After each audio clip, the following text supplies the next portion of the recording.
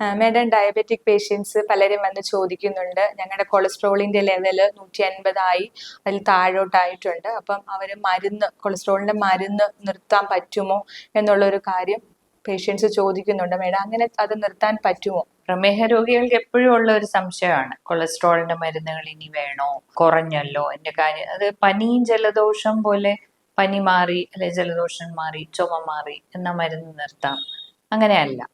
നമ്മുടെ കൊളസ്ട്രോളിന്റെ മരുന്നുകൾക്ക് ഒരു പല പല ഗുണഫലങ്ങളുണ്ട്. നമ്മൾ കൊളസ്ട്രോൾ കുറയാനാണ് കഴിക്കുന്നത് എങ്കിൽ തന്നെയും ഒരു പ്രമേഹ രോഗം ഉള്ളയാൾ, അല്ലെങ്കിൽ ഹൃദ്രോഗ സാധ്യത കൂടുതലുള്ളയാൾ, അല്ലെങ്കിൽ ഹൃദ്രോഗം മുമ്പ് വന്നിട്ടുള്ളയാൾ, ഇവർക്കെല്ലാം കൊളസ്ട്രോളിന്റെ മരുന്നെന്ന് പറയുന്നത് വളരെ പ്രിവെന്റീവായിട്ട്, അതായത് മുന്നോട്ടുള്ള ഹാർട്ടിന്റെ പ്രശ്നങ്ങൾ വരാതിരിക്കാൻ തന്നെ സഹായിക്കുന്ന ഒരു മരുന്നാണ്. അപ്പൊ നമ്മൾ മുമ്പ് പറഞ്ഞിരുന്നത് ഏകദേശം ഒരു ടോട്ടൽ കൊളസ്ട്രോൾ ഒരു 150 താഴെ അല്ലെ 170 താഴെ നിൽക്കണം. LDL കൊളസ്ട്രോൾ എന്ന് പറയുന്നത് 100 താഴെ നിൽക്കണം. പക്ഷെ ഇപ്പം ഇന്റർനാഷണൽ ബോഡീസ് കണ്ടെത്തിയിരിക്കുന്നത് ഏറ്റവും ഗുണകരമായിട്ട് അവ പ്രവർത്തിക്കുന്നത് LDL എന്ന് പറയുന്ന മോശം കൊളസ്ട്രോൾ 55 താഴെ നിൽക്കുമ്പോഴാണെന്നാണ്. ഇതിന് പല വാദഗതികളുണ്ട്. നമ്മുടെ മരുന്ന് കുത്തകകൾ ഇങ്ങനെ എന്നും ദൈനംദിനം ഇത് താഴ്ത്തിക്കൊണ്ടു പോവുകയാണ് എന്നൊക്കെ പറയാറുണ്ട്. പക്ഷേ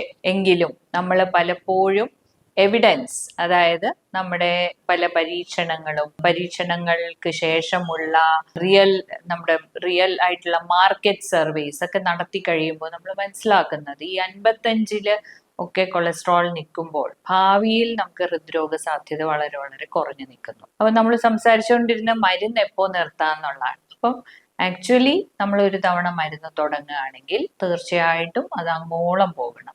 കാരണം നമ്മൾ അതിന് കൊളസ്ട്രോൾ കുറയ്ക്കുക എന്നുള്ള ഉദ്ദേശം മാത്രമല്ല ഉള്ളത്, ഒരു ഹൃദ്രോഗ സാധ്യത തന്നെ കുറയ്ക്കുക എന്നുള്ള ഒരു ഫലമാണ് നമ്മൾ അതുകൊണ്ട് ആഗ്രഹിക്കുന്നത്. അപ്പൊ ആ ഫലം നമ്മൾക്ക് കിട്ടണമെങ്കിൽ തീർച്ചയായിട്ടും പ്രമേഹ രോഗികളിലെ സ്റ്റാറ്റിൻ മരുന്നുകൾ, അതായത് കൊളസ്ട്രോൾ കുറയ്ക്കുന്ന മരുന്നുകൾ ലോങ് ടേം കഴിച്ചു പോകണം. പിന്നെ ചില പരീക്ഷണങ്ങളുടെ അടിസ്ഥാനത്തിൽ നമുക്ക് മറ്റൊരു കാര്യവും കൂടെ അറിയാൻ സാധിച്ചിട്ടുണ്ട്. അതായത് നമ്മൾ മരുന്ന് വിഡ്രോ ചെയ്യുമ്പോൾ അല്ലെ മരുന്ന് കഴിക്കാതെ വരുമ്പോൾ കൊളസ്ട്രോളിന്റെ ലെവൽ വീണ്ടും ഉയരുന്നതായിട്ട് നമ്മൾ കാണാറുണ്ട്. അപ്പം ഹൃദ്രോഗ സാധ്യത കൂടിയ ആൾക്കാരിൽ, പ്രമേഹം രോഗികളിൽ, മുമ്പ് ഹൃദ്രോഗം വന്നിട്ടുള്ളവരിൽ, ജനിതകമായിട്ട് കൊളസ്ട്രോൾ അബ്നോർമാലിറ്റീസ് ഉള്ളവരിൽ ഒക്കെ തന്നെ സ്റ്റാറ്റിൻ മരുന്നുകൾ കാലാകാലങ്ങൾ, നീണ്ട കാലം തുടർന്ന് തന്നെ പോകണം.